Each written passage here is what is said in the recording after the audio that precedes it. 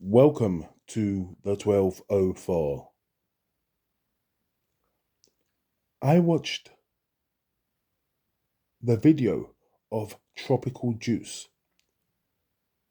when he talks about being sexually violated by his stepbrother.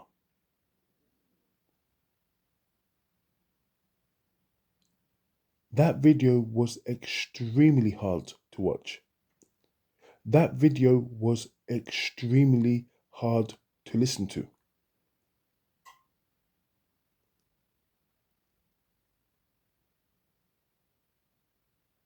That was a horrible story. And that is a story I have heard so many times in the black community. But this is the first time I have heard this story from a man. Because usually it's a woman that talks about this type of abuse. It's a black woman that tells me that when she was younger, a stepbrother or a stepdad did things to her. Never ever have I ever heard this come from a man's mouth.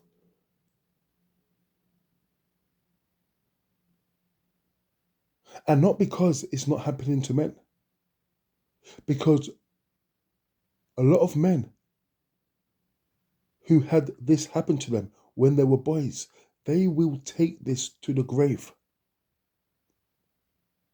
because of the stigma that is attached to this type of thing.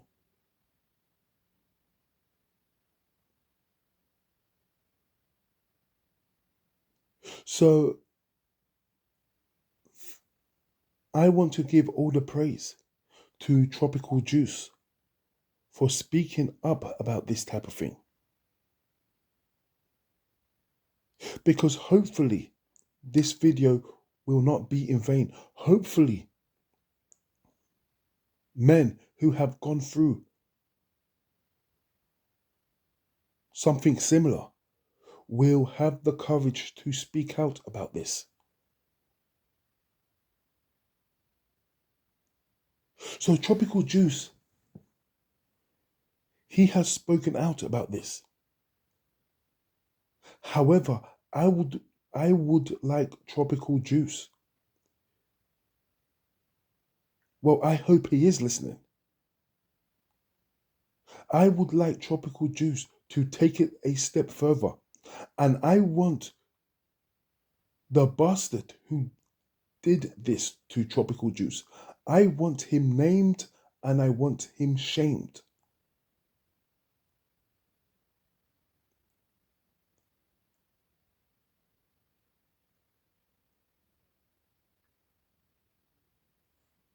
Make no mistake about it. The reason why a lot of people, especially in the black community, the reason why they will take this to their grave and they will not speak about something like this is because they convinced themselves it was such a long time ago. Why would I dig up this old skeleton? And not only that, they know deep down that once they pull the pin of that grenade, once they throw that grenade into that room full of people, that grenade does not discriminate. Metaphorically speaking, what I mean is, with this type of secret, a lot of people will become collateral damage.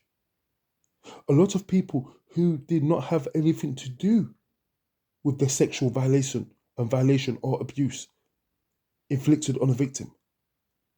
But a lot of innocent people will bear the brunt of it.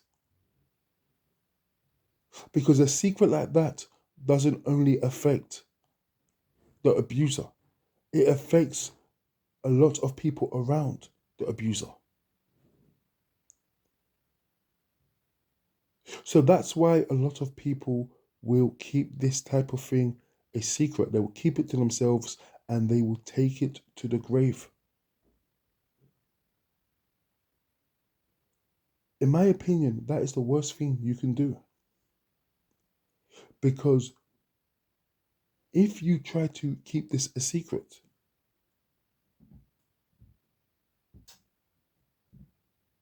and that person is not named and shamed, then you are also, well, I'm not victim blaming here, but then other people could, other children could be in danger. Because make no mistake about it, that guy who did this to Tropical Juice, I don't buy that he was just young at the time and he was experimenting. I believe that this person, by definition, is a pedophile. And you have to remember, pedophiles just don't wake up at the age of 50 or in their 40s and decide that they are sexually attracted to somebody who has not gone through puberty yet. This attraction starts at a very young age. A pedophile can be 8 years of age and he can be attracted to another 8-year-old. I mean, at that time, you won't call them a pedophile because it's sexual attraction towards somebody the same age. However, so for example, when I was 8, I was attracted to an 8-year-old girl in my class. The difference is, as I got older, I was no longer attracted to an 8-year-old girl. So the pedophile will be 8 and he'll be attracted to an 8-year-old. But then when they're 16, they still have the same attraction. When they're 24, they still have the same attraction. When they're 34, they still have the same attraction. Where I'm going with this is this. That bloke who did this to Tropical Juice, I believe still has the same attraction for boys of the age Tropical Juice was.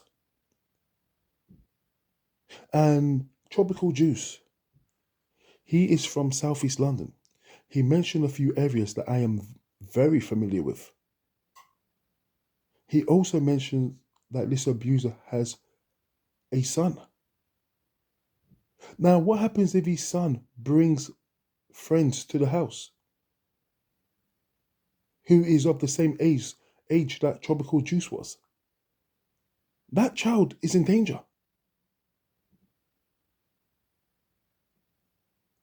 Because this is not America, where we can go on the internet and we can check out the people on the sex offenders register and where, do you know what I mean, to know that our children are safe around a particular area. Keeping this secret allows this bastard to go under the radar. And I think somebody like this should be named and shamed, not because I want vigilante jungle justice, no. Because I want people to be made aware of where, to be made aware of who this individual is. So for example, right now, I have 2 nephews. I don't have any children. I have 2 nephews. Supposing they have a friend in school who is this man's son. I don't want them go anywhere near this man's son.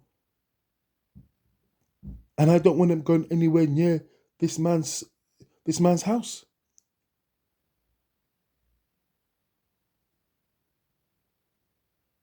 So I think Tropical Juice should name and shame this man. And it's unfortunate that people have to be caught up in this collateral damage. Because let's be honest here, this type of shame will affect the lives of people close to this person. But the alternative of not doing it is much more devastating than people getting caught up in the collateral damage. Because no kid, this man has no business around any children. And I would like to give this person a benefit of the doubt and to say that he won't do this to his own son. Because that's a whole different level of fuckery. But if you are not blood related to this man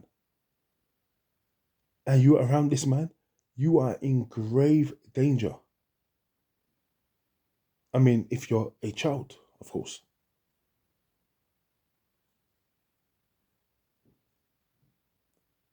I mean, people who know Tropical Juice are going to know who he's talking about.